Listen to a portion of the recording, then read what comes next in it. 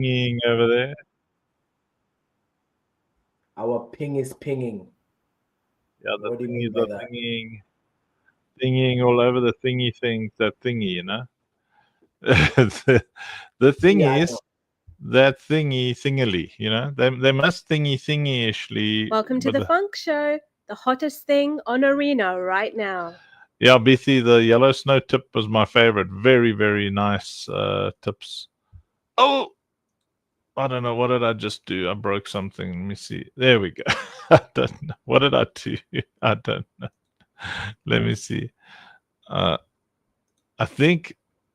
Well, let's do a quick sound check. Mr. Console, we are now live. I've brought you into the Arena Social stream over here. It's a couple hundred people watching, and we've now started streaming live to all the Facebooks and what's nots and stuff all over the place. So welcome on stage, Mr. Console. Thank you, thank you, thank you. I tip my hat out to you, good sir. It's an honor to be here, and I really love what we'll be discussing on. It's a point and a topic that I believe you and I are very deeply passionate about. So I can't wait as we go through the slides to also get your takes on this, my good friend. Ooh, you've got slides. I like slides. I got slides like the I'm slippers, like the I like Michael Jackson dance. slippery slides. So I've got to ask our community: did everybody listen to the Cult of Awesomeness song?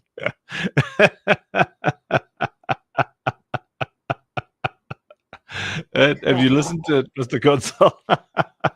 I saw it on my notifications on X, but I didn't manage to click play due to the fact that I'm here and live. And Oh yes, you can't push minded play. Yeah, focus.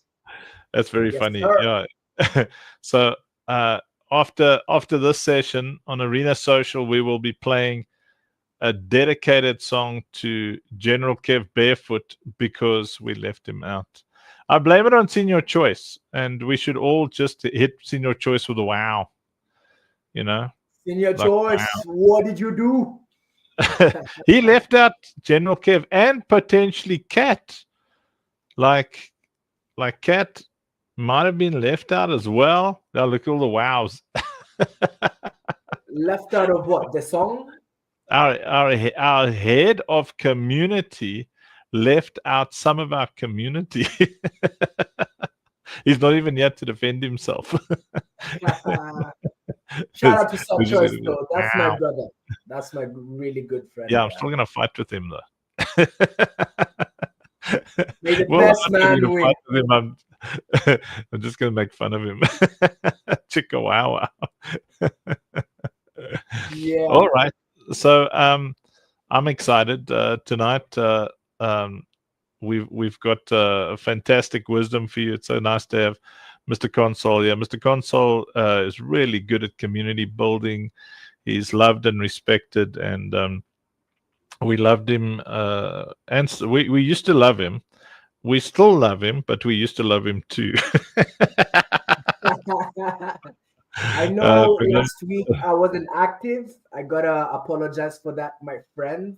I took a little It's okay. hiatus to the village to seek a resource more valuable than Bitcoin. And once we secured it, I'm back live and direct, full swing. So I hope Nice. this show will reinstall the love, Mr. Funk. Nice. Yeah, we got some fun here. So we're keeping an eye on all the comments on all the different platforms.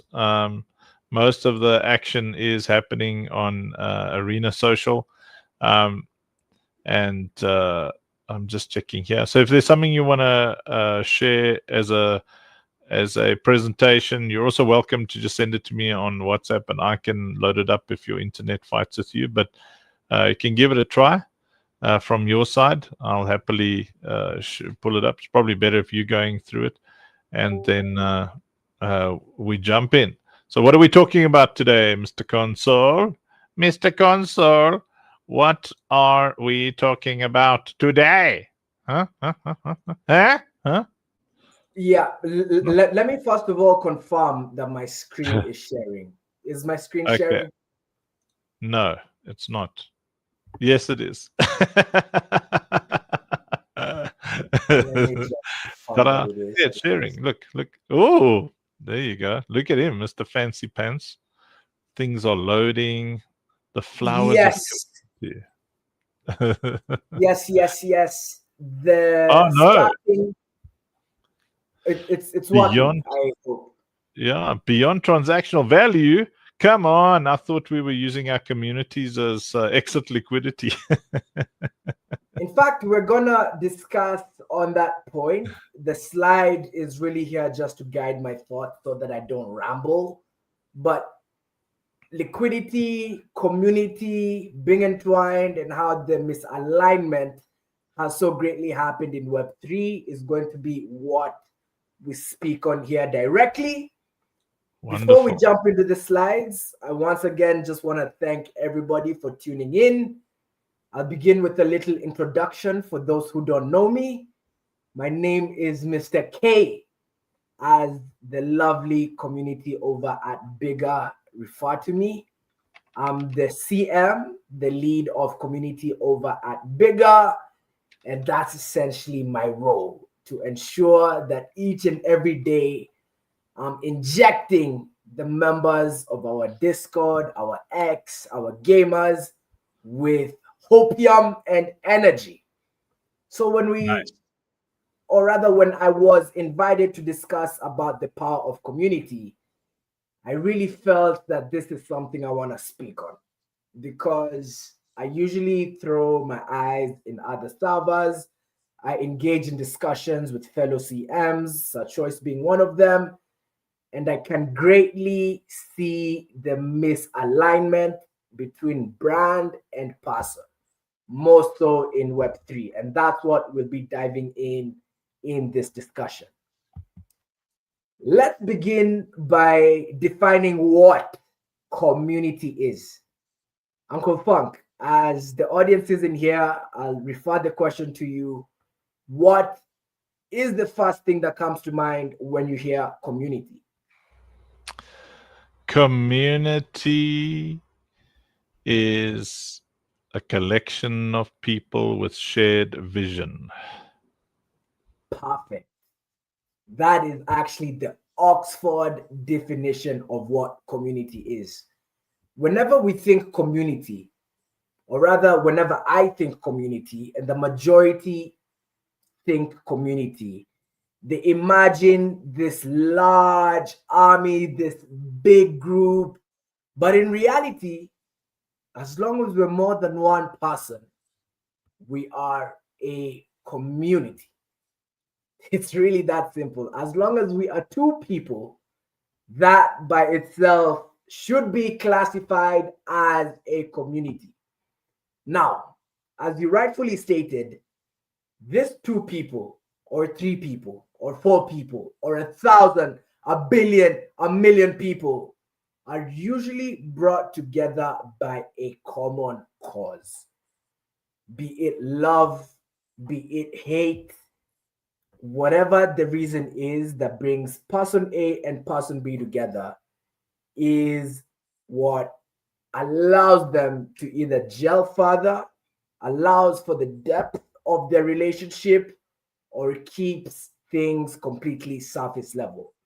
So today we'll be exploring how community extends far beyond transactional value. In our Web3 ecosystem, it's really crucial and important that we not longer view members of our server, those who support our services and product, as exit liquidity. For the brands that are building in this ecosystem, which have struggled with sustainability, this is super crucial.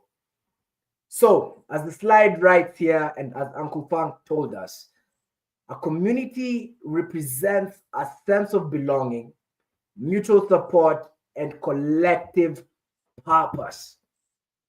So, for anybody who is an architect of community building, you first of all have to ask yourself, why are we here?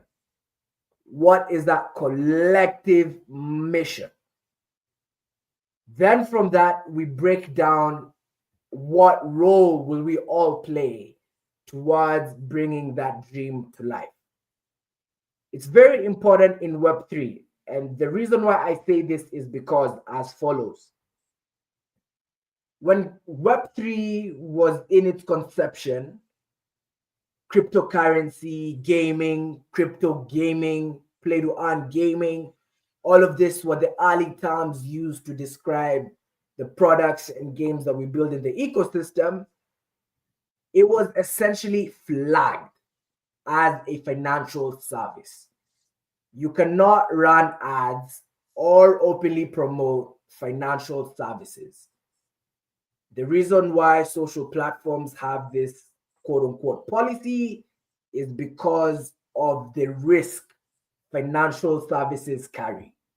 And therefore, in order to get word out there, in order for brands to grow, they really had to tap into word of mouth marketing, into user one telling user B, and hopefully that having a ripple effect, because paid ads and all these other forms of marketing were limited. This is why community building was looked upon as a go-to-market strategy right at the top of the funnel to where it currently stands now, where we all can agree that community is the new currency for enduring success. All right? In an ecosystem where everything is somewhat considered a Ponzi, when you have a group of people, and not many, I want to emphasize this, especially when I was saying that it's two people coming together that form a community. You don't need many people. What you need is individuals aligned on the same purpose. I can tell you guys of many historical accounts where the small army, whether they were using guerrilla tactics or what, defeated the large mass of people because they were not aligned. I'm sure you've all watched, is it Sparta or 300? Where there's this scene of the leader of the Spartan army asking his members, what is your occupation? What is your occupation? One uttered farmer, the other uttered potter. But when he asked his own army, they all were doing the right and the same job. Just a 300-man army was able to be solid. And that is because of the purpose. So let's first of all, before we go to the next slide, as architects of community building, ask ourselves, what is that collective mission? Okay? Uncle Funk, are you with me? I am. What is our collective mission? To build a cult of awesomeness. Yes. Oh, yeah. Kunjani, We have a new friend. No, that's Welcome Rob. on Just stage. joined us. Yeah, man, I'm throwing out a Kunjani Wena to the community. What up? What up? What up, what up? Happy to see you here, Rob. Thanks. Don't ask me any questions, sir. The I'm knee consoles- deep in Git issues, but I'm still here. Yes. Let's go. Let's go. Yeah. This is a professional recording. Maintain your stream of consciousness, sir. Yeah, for sure. And as I was stating earlier, I have already covered what these two slides speak on. A shared purpose, a shared mission is what glues members together. And it's important to highlight this because what has been the messaging we've been sharing towards those who we wish to onboard in our ecosystem. Let's all reflect on that as community builders.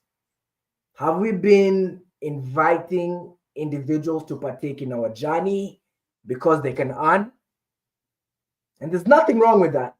For those who know me from the X Spaces, I'm somewhat supportive of the earn element our ecosystem enables. But just think about how fragile bonds that are based solely on financial and financialization are. Where do people go when the money goes low? They disappear. And that by itself is what has been causing a lot of communities to be unsustainable. The way the economies have been somewhat structured benefit those who join on day one, and they benefit them for as long as the charts are going up. That moment your market cap is no longer sailing with the winds, which is normal, especially when it comes to the psychology of markets. What happens? And for how long can we allow our discords, our telegram groups to be nothing but the house of crickets? So essentially, I won't reiterate on what I've already said. Having a shared purpose, and purposes range vastly. Some pull people in longer and stronger than others, will be crucial for the health of your community. All right. Another important thing to note about community in our ecosystem and our members stemming beyond exit liquidity. For majority of the projects in this ecosystem, we are startups, okay? And we are faced with a high rate of failure rate. That's just the reality of things. Whenever we state that Web3 games have been failing, let's just strip away the Web3 games part and look at them as startups. As a startup, you truly need members that are not just consumers, but individuals that also act as an arm of the marketing team to help get your name out there. Once your name is out there, more people will buy your product. Once your name is out there, more investors will hear about you. And essentially, as a startup that's building its product without much marketing cost and budget, you need that word of mouth, which has 42% conversion rate. There is no marketing strategy that has a higher conversion rate, and that's simply due to the trust.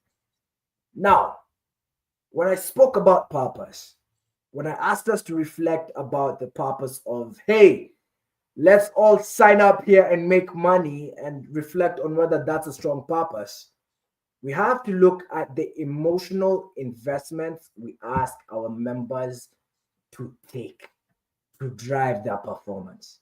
And that's why word of mouth marketing is important. It's due to the trust that by itself already has factored in. If Uncle Funk tells me to look at something, due to the fact that I have a relationship with Uncle Funk, I have an emotional connection with Uncle Funk, I'll most likely look at it and already be convinced to see what he's pointing out to me in a positive light. So what emotional purpose beyond the shared common goal that we're inviting our members on are we communicating to them, right? And here it says from an MIT research, the members who feel emotionally connected to a community drive higher engagement. I want it to be known that at this phase of community building, with not just Discord, but School and all these other emerging platforms that allow community hubs to be formed, your member is not just a member of your own and solo community.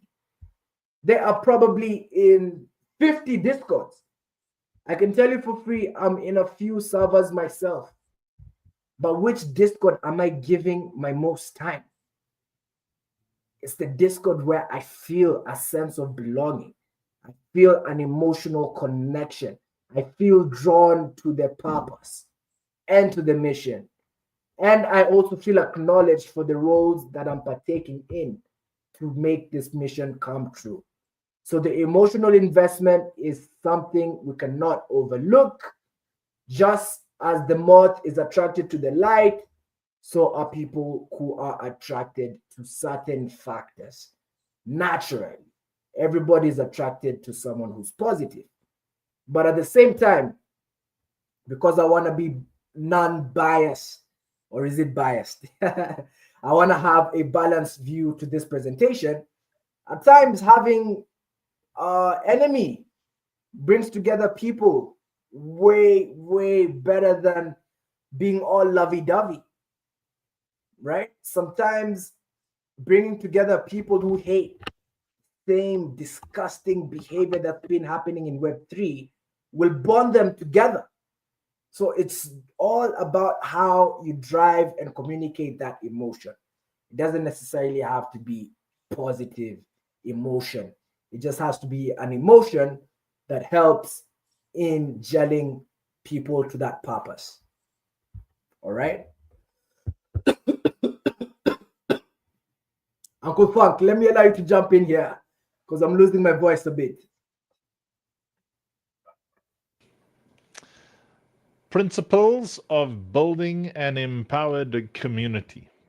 Number one, enable members to lead and create.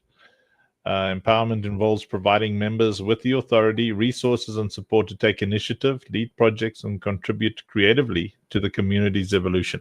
So remember last night, Jason and I were talking to you, fam, to the Cult of Awesomeness, about how the Apex avatar system works.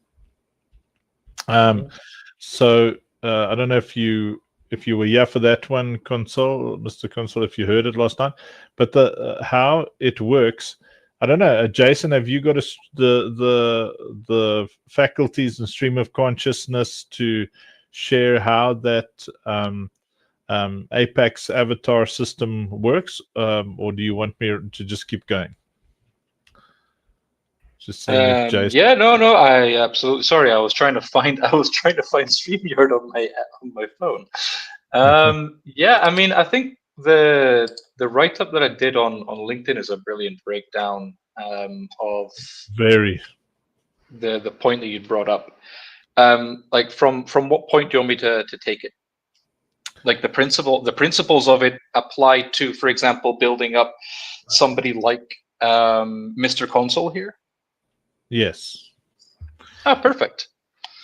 Yeah, so the principles behind an Apex avatar is that it's not just a leader; it's the living representation of an ecosystem's highest ideals. Like in our case, as I put out there on LinkedIn, in our case, our sort of lead Apex avatar is Andrew.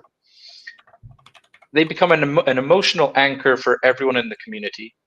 They become a symbolic mirror for what our cult of awesomeness, our tribe, our family aspires to be. And as a first responsibility, it's about showing up, modeling the mission, embodying the principles and the ethos behind everything, and making your presence a beacon of trust. And then this is where people like Mr. Console, Senior Choice, and every other awesome person that we have that represents and can represent us because they are embodied with our trust and vice versa. It is about creating more Apex avatars, empowering creators, team leads, community builders to represent those same ideals. Now, we've almost got a cheat code with people like Mr. Console, like Senior Choice, because they came with those ideals as presets inside them anyway. So to have them step into these kind of roles it's ideal for us. So each new Apex becomes a trusted node. They spread culture, they spread loyalty throughout the ecosystem, and this is really important, it is not dependent on hierarchy. It's not about who is above who. Everyone leads in their own area. So if the primary avatar at the apex level endorses the founder apex, it builds safety and it builds belonging throughout the ecosystem. Our job is to give them the tools, to give them the voice, to go out into the world with all the confidence that they are backed entirely by us, with full confidence to spread our message. Yes. Amen. See, so that's the if you want to build an empowered community, you yourself have to recognize where you are in authority in that community. And authority in this context does not always refer to a particular ranking structure, but more to a influence structure. Because everybody who understands leadership knows that leadership is influence and influence is leadership. So whoever has the influence is the actual leader. I had a mentor, very, very powerful leader, this pastor, like talking hundreds of thousands of people in his network, and he's a senior guy. And the one day, we were all sitting at a table, and the one guy said, at a table like this, because it's a long table, so you would usually say there's a head and there's a foot, right, at a long table. So someone sits at the head of the table, someone sits at the foot of the table, and I was seated at the foot of the table because the leader was seated at the head. And the one guy said, I see Andrew's in his place, he's at the foot of the table. And the pastor looks at him and says, a true leader when no matter where he sits, it becomes the head of the table.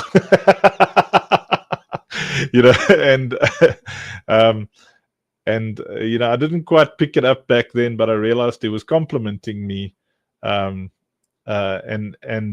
as he's the primary avatar, he's the main the powerful voice that people respect, and he then endorses me. So he's the founder avatar, and then he endorses me as a primary avatar, and now I'm able to Avatarus Prime. Yeah, so even I was in my early 20s then. I think I was 24, 25 years old. So it's like literally 26 years ago, something like that. And already then, because of his endorsement, everybody at that table would take me more seriously. So I was already like noisy and speaking with authority. A quarter of a century ago. Yeah.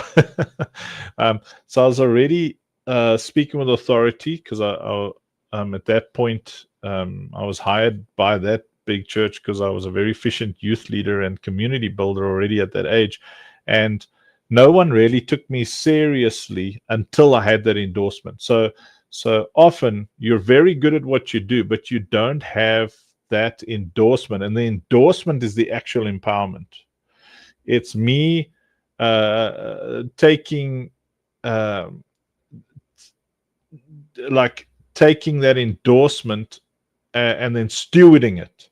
That increases my influence, which in an ecosystem like that where there's tens and tens of thousands of people, it got to a point, I stewarded it so well that it got to a point where they would send me and a small team ahead for international events, and I would get there and people would know when I arrived, that kind of senior leadership was represented, because I would arrive and I knew exactly what that senior leadership wanted. So when I walked in, my word was his word.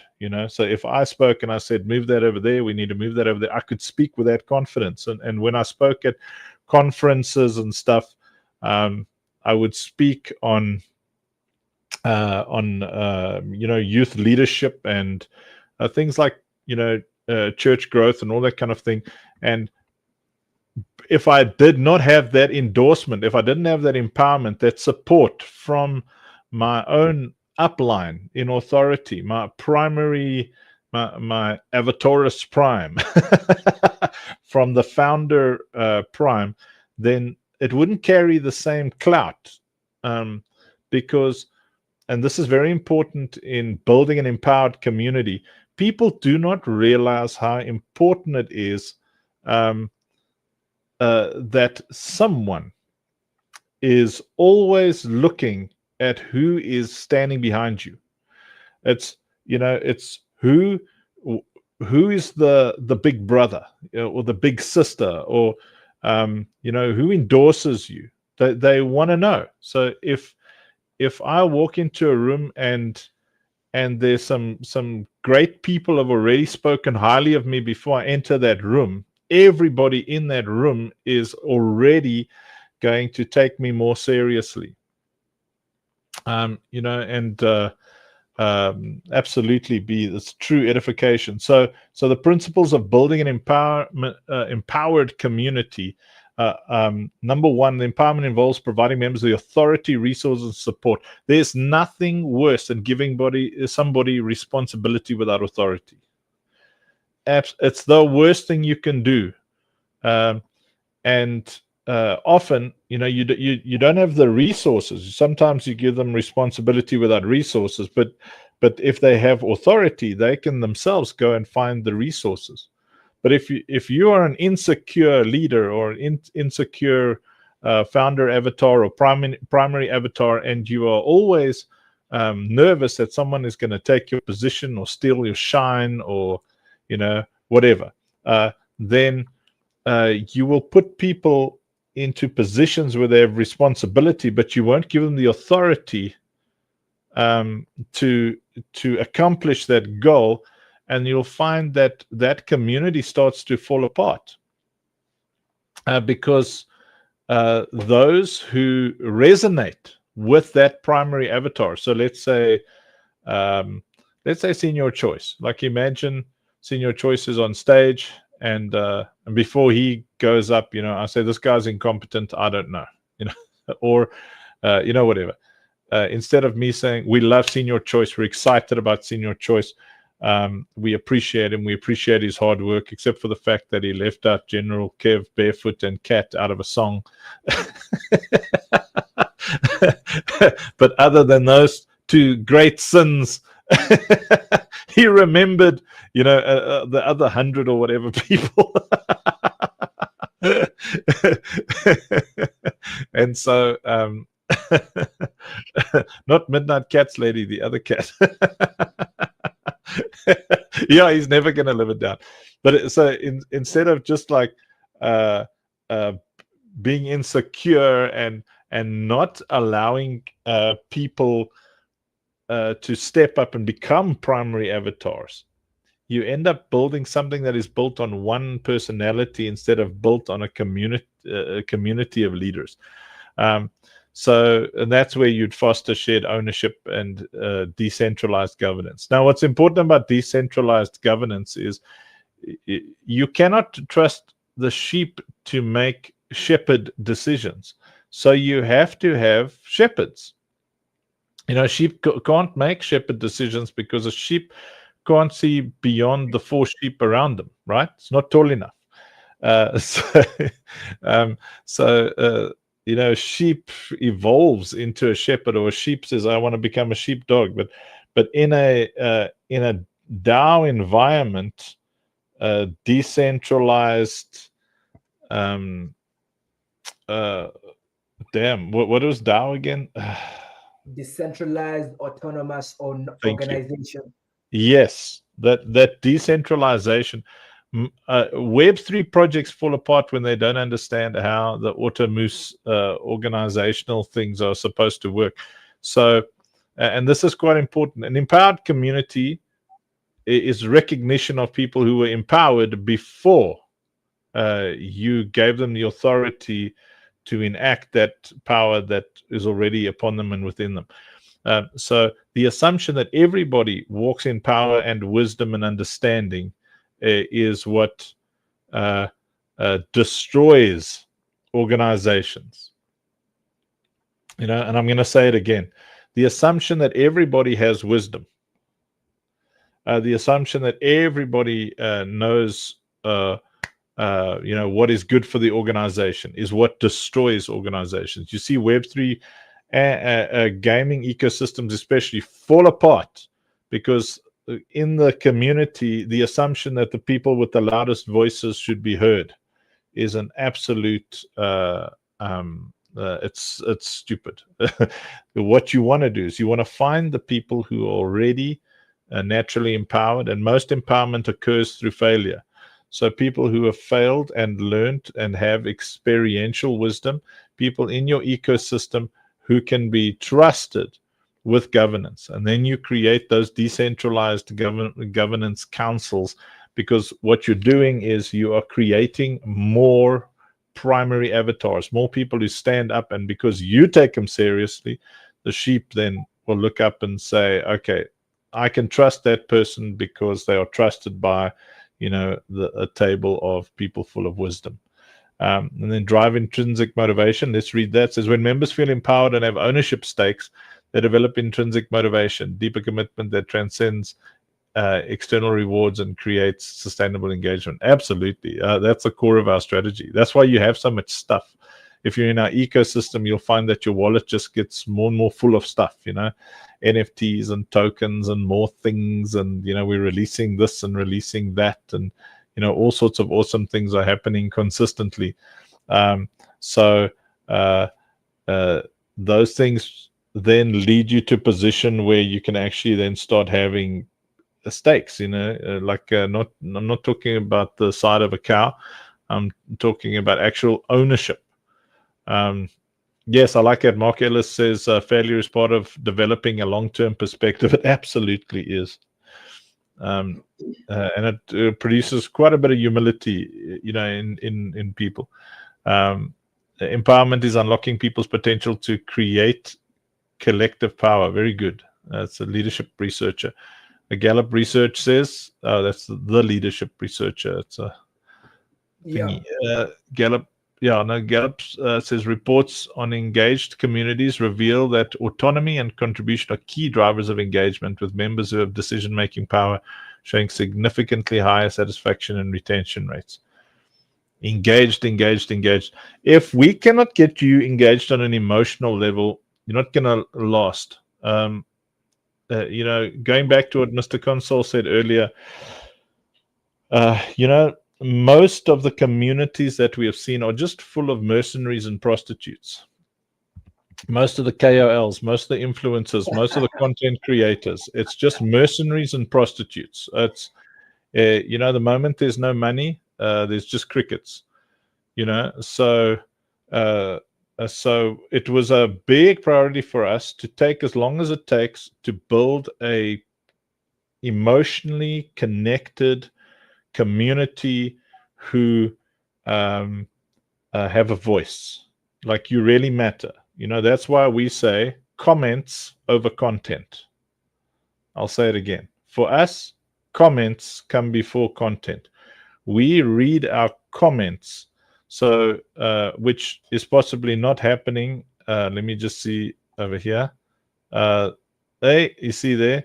Now, this is a weakness that we have on Facebook and on the other platforms, is we don't have a team yet. But luckily, these people on Facebook and on X and all that kind of thing are part of real life,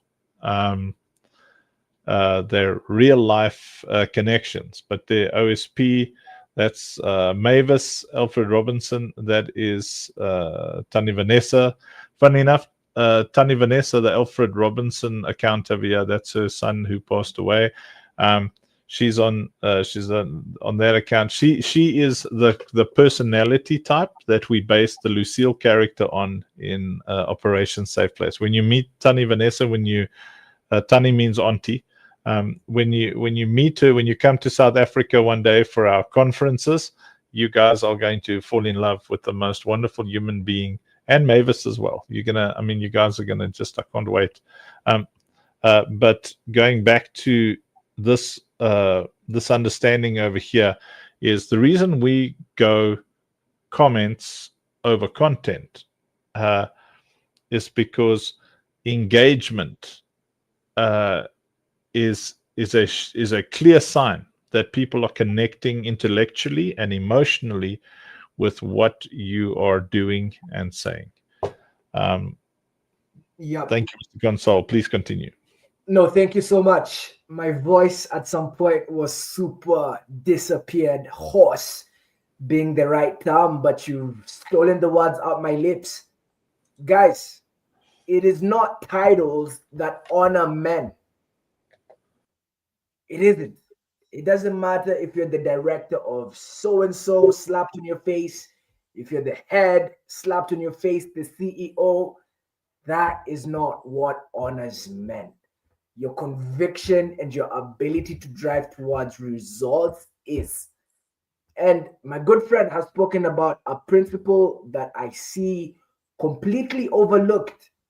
At times, you, the community architect, the community leader, are only there for the purpose of building those who understand the mission and fall into the culture. Your followers is not your community members unless you have individuals in your ecosystem partaking in a particular role under doing a particular task. You don't have a community. People have to know their roles in the shared purpose, what they are doing towards this vision. And unless they know that, unless you've enabled them to know that, unless you've given them a platform to lead, my good friend, you are walking on quicksand. A good leader is led. Yes, your members might not step into the leadership role, but what ideas are they pushing your way, and are you even enabling them? The best community, and I always tell this to our arcaders, is let's fail. Let's try something new. Let's explore this idea. As long as we're together and as long as we're moving towards the common vision, we can never fail. Point number 2 was very well highlighted by my good friend. It goes without saying that when people feel they have stakes in the game, they are way more invested. It goes without saying. Think about that item that you feel you have personal belonging over, you have authority and mandate over. How do you treat it? In comparison to the other side, being involved in an ecosystem that you don't feel part of, that you don't feel that your contribution is being looked into, it's being somewhat reciprocated and rewarded, right? So really good points, Uncle Funk. I won't essentially dive into what you've already said, but once again, to read this quote, which concludes what this slide is about: empowerment is unlocking people's potential to create collective power. There is no leader that leads alone. Never, not even in government. That government, which you're pointing at one corrupt dude at the head of it, he isn't alone. And most likely the decisions he's taking are due to factors outside his control. So please, stop putting that burden all on yourself. Start creating teams that are in alignment with the culture you're driving, and the rest is automatic. You'll have 10, 20 individuals who feel they have ownership and stake, and that by itself translates to motivation. So really good points. Let's head over to the next slide. Now, we've already covered this in the previous slides, but it's worth just highlighting once again. with depth, and because it's so important. Engagement is not a metric, but a relationship. I believe this is the point you're talking about, comments over content. When people are taking time out their day to offer you that time, to give you that energy, by itself, you can start to track something. And I can tell you for free, it's not just Web3 gaming that really fails with retention, but mobile games as well with their campaigns, where essentially D30 is at 3%, right? Because there is no relationship being built there. It's nothing but a distraction you're offering towards people, and that only lasts for a few selected minutes. So strategy number one to advance engagement: value-driven interactions. You are not in a gaming server to talk about chicken, okay? In as much as those conversations somewhat, find their way here and there in your discussions, it's super important to focus on a authentic, value-driven interaction. Each and every member should be known and should be feeling that they're being addressed as an individual. Okay? When you start generalizing everything and making everything genuine, you fail to inspire that individual. Because in as much as we're talking about a community, when we break that down, it is 1, 2, 3, 4, 5 people, all individuals brought together by a shared purpose. 2, the emotional connection. There is nothing that draws the heart and opens the heart more than the stories we share. What are you telling your community, fam? Ask yourself this. Okay? What rituals are you trying to leverage? What shared experiences are you trying to build? Once you get that emotional connection, I'm telling you, the bank account will never run dry, because people feel that they associate with the brand and they see themselves through the brand. And that by itself is the best place to position your studio, your game, your product, your service. All right. Co-creation and feedback. This somewhat taps into what we had spoken about before, about making that ecosystem decentralized and letting everybody feel that they can take part and their voices can be heard. This doesn't mean everybody has the right idea. No. But it means that you've created an environment where everybody is comfortable and feels safe to share what is their thought. And more so, it's an environment which fosters leaders to feel that they can take steps into the unknown without that being judged or looked upon like it's something crazy. You have to be willing to feel driving towards your mission. Last but not least, recognition. Those who are in your ecosystem not only need to be hard, but whichever moves they implement, they need to feel that, that time, energy, all those resources I poured into this is being looked at by the team, and they're saying thank you in whichever capacity that they are. All right? This slide just drives the previous slide further. I keep losing my voice. I think I'm too passionate about this. Well, let Joey wave in there in a psychologist capacity. Yeah, Mr. Joe, welcome. Hey, love to see you, that console, man. That presentation was sick. Keep it going, and then when we open the floor for questions, I'm happy to pitch in. Yeah, for sure. You're welcome, my good friend. Happy to also see you back. Sorry that my voice is hoarse and disappearing. It is what it is. We will keep on going. with or without a voice. Okay. I want to boil down on this principle right here, which is number one, enabling members to lead. Strategy number one, value-driven interactions, creating that emotional connection. Essentially, it's really important to build one another in an ecosystem.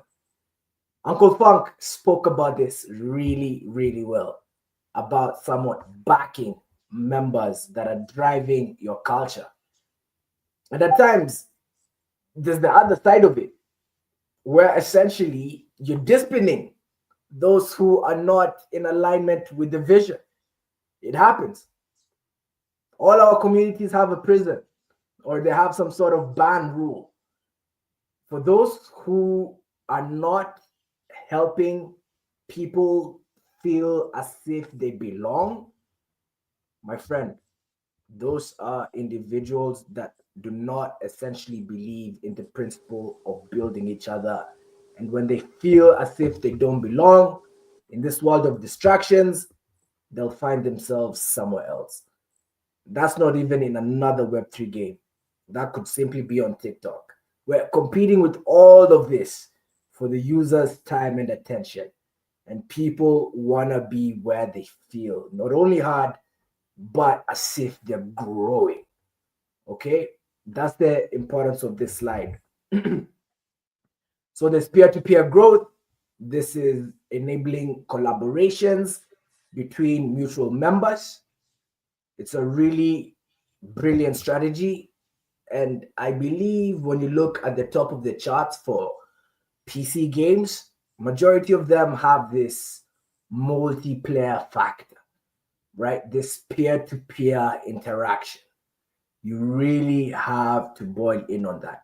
Subtract yourself as the community architect from that equation and start planting seeds of family within different members that have joined your ecosystem digitally.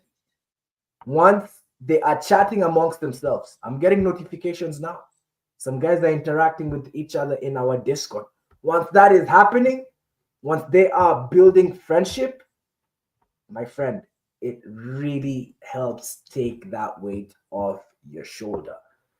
This has the psychological benefit of essentially, as the slide points out here, community membership provides essential psychological support and validation. Members feel recognized and valued for their contributions. The shared confidence in the group's ability to achieve goals increases. And collectively, we thrive. Uncle Funk, got any point to throw in here? Collectively. Look, if there's the law of attraction, whatever you honor or respect or are grateful for will increase. It'll come towards you. Whatever you disrespect will move away from you. So when you're disrespectful towards people, when you dishonor them, when you don't express gratitude for them, when you don't express appreciation for them, when you're not careful to take care of your relationship with them, you don't realize it, but what you're producing within them is disdain. That's quite a word, disdain. It's a form of contempt that requires tolerance. So you don't want to be in a relationship where someone has to be in a relationship with you. They've got disdain for you. It's like they have to tolerate you because you're, because you're a sibling or a family member, or they have to tolerate you because they have to work with you every day. So you don't want to be in an ecosystem where you're fostering disdain between people in your community, or you're forcing people to have to tolerate you, but inwardly they have disdain for you. What you want to do is have this intentional. My sister's written this book called Intentional Atmosphere, and you want to create an intentional atmosphere of honor, respect, appreciation, and then build a community that proactively, hyper proactively focuses on expressing appreciation for one another, is active in being careful to understand the depths and complexity and nuance of each other's individuality. So those are the details. If someone says hello to you, but the tone of voice isn't the best, your understanding of them, without the gaslighting side of things, but your understanding of them is they're not being themselves right now. Usually their hello is amazing, but today their hello's got a little summon, and because that person has given you reason to look at the nuance, they've honored you, they've been kind to you, they've been respectful towards you, they've not justified bad behavior. I briefly went into this, and Joey saw me go through that, into this community, that Gary dude, and it was so disrespectful. It was like, you're there to kind of make money, but anything else goes. They can be rude to you, can say anything they want, they can overpower you, say terrible things about your dreams, call you stupid, because they assume that because you're going to make money, they can talk to you, any way they want. And what happens is the average person will just compartmentalize the disdain and put up with it because they're after the money. But not everybody's driven by money. I'm not driven by money at all. I'm good at making things work, and I'm good at generating profit. But what I'm good at is building communities where people care. So when I'm in an environment like that, where narcissists are gaslighting and being nasty and just going off and saying terrible things about people, what it produces is a split vision. I will leave and I will take everybody that I can and rescue them. I'll take them with me. and you do not want to create an environment where that is that is even a possibility. You want to create an environment where the only reason people would leave is if their life changes, not because you produced something that, and I remember, things don't have to be proactively toxic.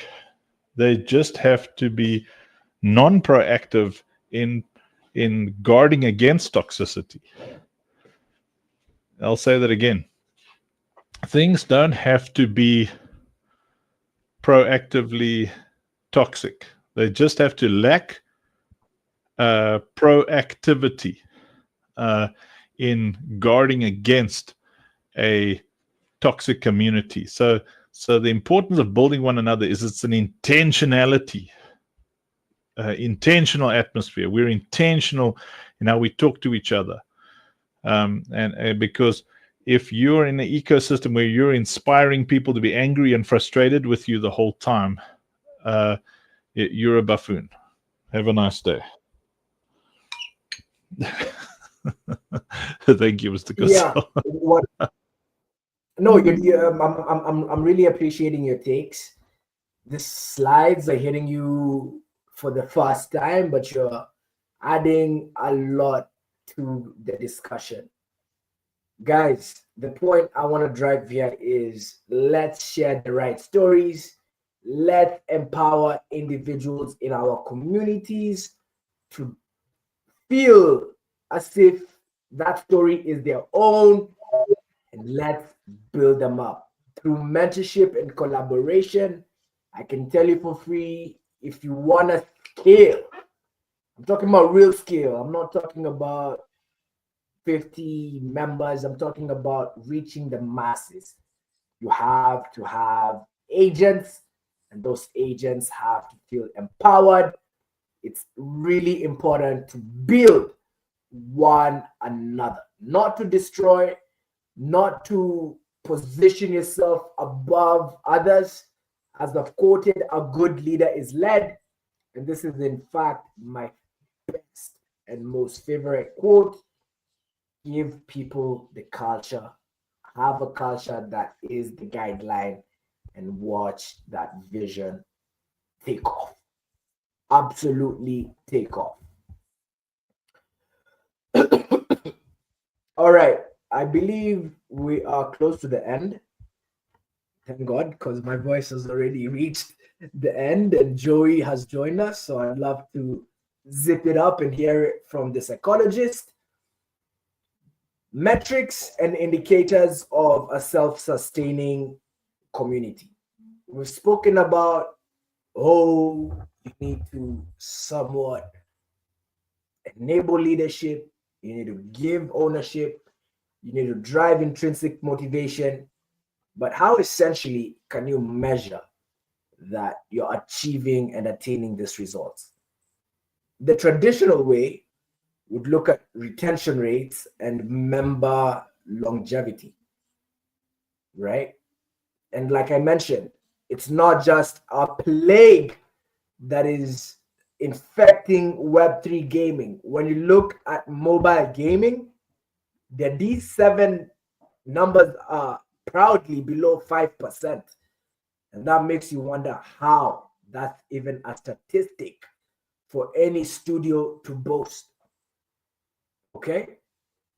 How long have those members been around your Discord, your Telegram, your chat, whichever term you want to use here?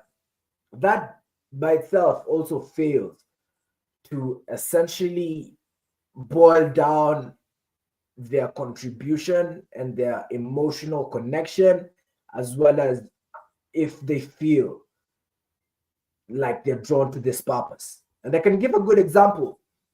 What I love to do to drive engagement in our Discord is randomly tag members. And in fact, if I've never seen your handle, you are going to be the person I tag, because that to me is user onboarding. And that to me is understanding different people, bringing them along the journey. And the other day, I tagged the dude who didn't even know they're in the bigger server. I was just like, what? Man, you gotta love Web3, right? But he stemmed from somewhere along our campaigns, right? Either with partners or our airdrop campaign. He didn't know what he was doing in that server, right? But he's been in the server for a long time. Does that essentially mean, or does that point out towards a self-sustaining community? Right? And these are the traditional metrics that we love to look at. What is the LTV? Lifetime value. How long have they been around? What is the retention rate for D1, D30, D7? We love to look at these numbers. That's the traditional way to do it. Okay. Members' activation and participation levels. This can be well incentivized for people trying to attain roles, but as soon as they hit that metric, they are clean, right? It's self-sustaining right at the beginning of, the participation levels are usually super high right at the start of any campaign. And when we talk about retention, it's sad to say, but retention is a downward sloping curve. It is. It starts here and it ends here. Okay? That's retention for you. That is the nature of retention. Okay? So participation levels are usually super high when the game is hot, when the product is hot. And we should have in mind that every product has its lifetime cycle. Truly. That's the nature of it. Okay? A game is the product. They're products that are built to last long. Casual games are not built to last long. Those are in and out activities for users. But an MMORPG the amount of investment such a game requires drives high participation level. Leadership emergence and role diversity. Traditionally, I don't really know how to make a comment on this, but I felt like throwing it out there. But traditionally, we'd like to look at how broad the demographics are of our ecosystem and how we're targeting different users. We always like to go for the masses in an ecosystem where we need to be niche and speaking the story to the right user. And last but not least, the quality of the member quality of member contributions. Okay, and that by itself is also very, very subjective. On the other side, innovation flows and new idea generation. Is that something that we look at when we're building out new leaders, which we all agreed earlier in this point is crucial to growing out your ecosystem for scale? I'd rather have an individual who is managing a team of 10 than someone who's been able to reach 100 masses, because managing the team by itself will enable scale. It'll allow you to have agents, it'll delegate the work, and it'll just drive that intrinsic motivation from everybody. So are we looking at the innovation flows and new idea generations?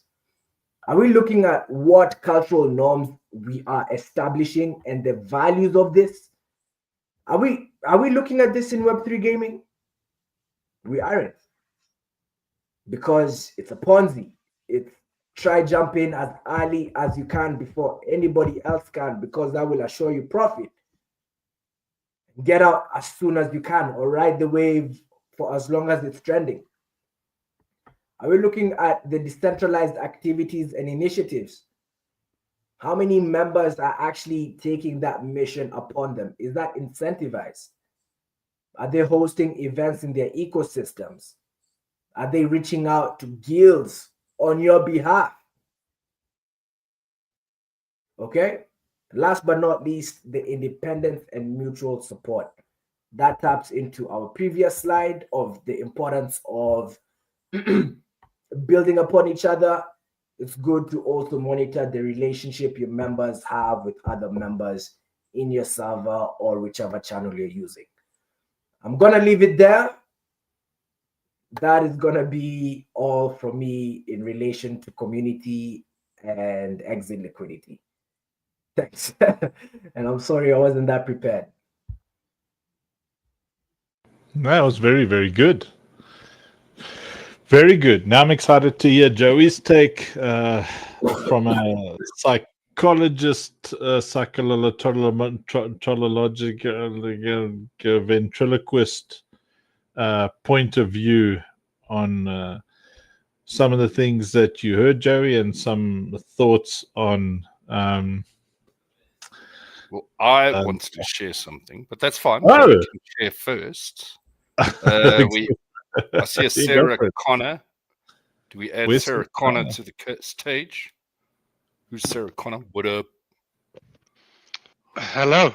Oh, Sarah Connor. Hang on, we can't troll. We're on only believe. We must stay focused. There's no trolling. Okay. Why are you Sarah Connor? Come. This is a conference. Proper names. What is this, Leonard? What is Sarah Connor? Okay, let me just end the stream to the other places. Apologies, everybody on the other platforms. Funk, hang on. Do you want to yes. share that image, the draft image of just the ecosystem, or do you want to first? Well, Joey, maybe go with Joey and the community side first, and then I'll share it afterwards. What image is that? What do you mean? Is this the boring stuff, Rob? This is what you mean? What? Like you're saying it like this is not the most important thing we're talking about. No. It's just a diagram or infographic that we're working on, like just for the kind of ecosystem. Oh, those ones that you made, Rob? Yeah. Okay, I'll download them so long. Okay, go for it, Jerry. So your psychological breakdown of what you heard. You're a bit in the background. You might need to come closer to your microphone. Is it better now? Yes. We like to hear you in full man mode. Yeah. Yes, I'm practically making out with my laptop right now. Anyway, so the only thing that I would add to whatever Mr. Consul said, because he really nailed it. He claims that he wasn't prepared, but he actually was more than prepared. I want to tackle really a concept that is related to community building. However, I want to directly relate it to Web3. So community building in real life is something. Community building around gaming is something else. Community building around an anime, for example, is also something else. But whenever we're talking about community building around a startup, a concept, a game that has yet to be released, a project, something that's not yet established, I think there's something fundamental that is different. So whenever, let's say, for example, we're talking about an anime or a game, let's say we're talking about CSGO. There are multiple aspects in CSGO that you can have an opinion on and you can talk about with your friends. And based on common things that you believe you like inside the game, you would form an opinion. And based on those things, you start getting into a community. And maybe you get into the community of the people that only like to play a certain weapon, for example. And maybe you go on Reddit and start defending the team behind Counter-Strike, whatever that thing is. Because it's easy, because the game is there, it's live, people can see everything. But what happens when you build a game and when you launch a project that's yet to be at its peak, where you have to rally community members behind a vision, a cause, and not an actual product? And I think this is really the challenge that we have to look at. And the way I solve for this challenge in my head is by doing Web3. Because the essence of Web3, it's monetizing attention, monetizing vision, monetizing support. And basically, if all of these elements were monetized, then the project will get monetized. So the way I mean this is, let's say, for example, we launched the Funk token, right? And someone grabbed a bag of the Funk tokens. Now, this is not this person doing their own thing and waiting for their bags to pump. They don't even have to pump their own bags because they can be assured that there will be other people working for their bags. And it's the same with any asset that is launched within a community. So as we are building any project and people come in with their support, if we find ways to monetize their support, they are getting monetization. The game is also getting monetization. The project is also getting monetization. And whether we like it or not, monetization is the reason we do anything that we do. It all revolves around finding a financial equivalence to whatever we're putting in. So the money is a part of the output, and the input is whatever we're putting in. So if we are able to monetize this attention, this interest that people have to join a community, then even if we don't have a product that's live yet, even if the thing is under development, you will still get people that will rally behind the cause, because right now they have their foot in, like they have a direct possibility to benefit monetary from that if they become loyal community members. And by loyal community members, loyalty comes with everything from attending streams every single night. Like, for example, many of you literally don't skip a stream that Uncle Funk does, and I'm guilty for skipping most of them. But the thing is that when you tune up every single day, as well as when you invest in assets that the project creates, that is community building. And now you do have stakes in whatever you are building. And this is why I think that Web3 has this element that is missing from other ecosystems, where you fail to monetize your audience, you fail to monetize the attention that you have, the vision that you have.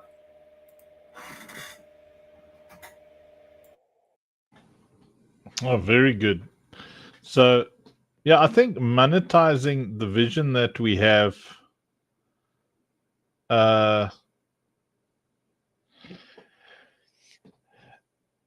it's nice to see value as a manifestation of effort. Hey, it's like when you're working your butt off, you're doing so much. Sorry, I just ran my cameras off. Sorry.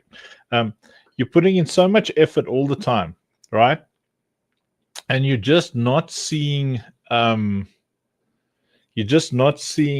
kind of physical manifestation of your effort. Your effort's not turning into something tangible. It's not having an effect on you physically, or a physical effect on your life. Then you start to lose a little bit of motivation, because I think often finances are a kind of a form of like universal gratitude. I'll just give you an example. So from a religious point of view, like I find myself saying, oh Lord, I work so hard. Can I just see some kind of fruit? Or you'd cry to the universe. It's like, I put so much in. Can I just see something coming of this? And when things are given value, so because I think the term monetization might scare some people, but in our world, it's what's the term? A workman is worth his wage. Like there needs to be a conversion of faithfulness into reward, a conversion of effort into abundance. And what we are very good at, I believe, as a community, because we've got Rob and Joey and Jason, is we work very hard to convert all effort into reward. Like, so when we monetize our community, it's not that we view our community as exit liquidity. We look at our community and we say, how do we convert their loyalty, their effort, their love, their commitment into abundance in their own lives? I think we've rarely, I don't know, Joey, when you've built out these minting strategies and stuff, how often have you really said, how do you make profit personally? Because I know that you have to do that because you're taking care of your family, but still I'm saying specifically we've always prioritized in our planning that the community benefits. Yeah. So one thing I can vouch for is that whenever one is doing an extraction event, and this is by extraction event, I mean a regular degen mint that's happening on Web3, it's basically a casino. So it's everyone against each other. And really, when you're playing it this way, you do have to prioritize yourself. But in the case where there isn't someone versus someone else, in the case where I can buy an asset and know that someone else is already also buying this asset, and none of us have the intentions to sell this asset, because typically you do acquire assets because they are assets, because you intend to keep them. So seeing that this is the spirit that we have inside the community, you stop having to worry about offloading assets just like you have on other chains. So I don't have any other NFTs besides the ones I have for OSP right now, because I offloaded all of my other NFTs so that I can have this one project I believe in, that I know that I'm never selling, whatever happens. And really, when you look at anything historically, the only people that benefit the most financially in Web3 are people who build the damn projects. It's not the people who mint and flip the projects. And the reason is simple. It's because you are in charge of building these elements. You are in charge of pumping the price. You are in charge of providing utility. And whenever you are in charge, selling is actually betting against yourself. And this is how I view these things and make sure that I'm always aligning and balancing between having this Web3 degen mindset that aims to eat and the other mindset in which if I'm betting with myself, I shouldn't be selling. And if I'm betting against myself, I do have to be selling. Brilliant. Thank you, Joey. Okay, so Rob, I've got let me share this thing over here. Something that you wanted to share. Please hold. Share screen. I dig it out. Our team, Rob is always on it. Let me just. Where's this view? So this is the one you wanted, eh? Rob, are you there? Yeah, sorry. Sorry. I was just in the chat. Yes, so it's I mean, obviously work in progress. But the idea here is to visually give everyone like a clearer ecosystem flow, like within our ecosystem specifically. And if you want to take a shot to talk through it, Unk, or you want me to give the short version? Go for it. Yeah, give the Rob version. Yeah. So what we have listed at the top there, those are all the assets or available assets, right? You've got the Funk token, you've got Funkettes, Funkies, the NFTs. You've got all the seat holders, all the individuals that own our Kickstarter packs. You have the holders of the Doksukis and the holders of the Infinite Redeemers. And then that basically gives all those tiers access to land or plots, which is land. And those will be represented also as NFTs inside the Citadel. And we will be launching relatively soon how to get that land with your Funk tokens, your Funkies, Funkettes, and the Kickstarters already include the land. But yeah, all the NFT based ones and the token that will be dropping very soon. So then once you have your plots of land, you will be earning courage. That's in the middle. And then you can spend that courage, the block down, you can spend the courage on NFTs, which is in-game assets. So you'll be able to, similarly to how you consume a key and get NFTs, you will be buying that ability to get something that then can turn into NFTs. And then once you've got the NFT, you can obviously then, on the crypto side, go straight into the player-to-player marketplace with your NFTs. And then on the left there, via the social quests, as well as any in-game activities. So the social quests will be on the Citadel platform. In-game activities will be in any game within our ecosystem. That also gives you courage. And then if you see the loop there, then with the crypto, then that can obviously, you can go back and then you can go and buy at the top of the funnel or the flow there. You can then go buy further NFTs. You can buy more tokens. That gives you more land, more plots. That gives you the ability to earn more courage. And then that's the cycle there. And then at any point in the ecosystem is, if you sell in-game assets through our marketplace for crypto, then you've obviously got an off-ramp to then swap that for fiat and get that out.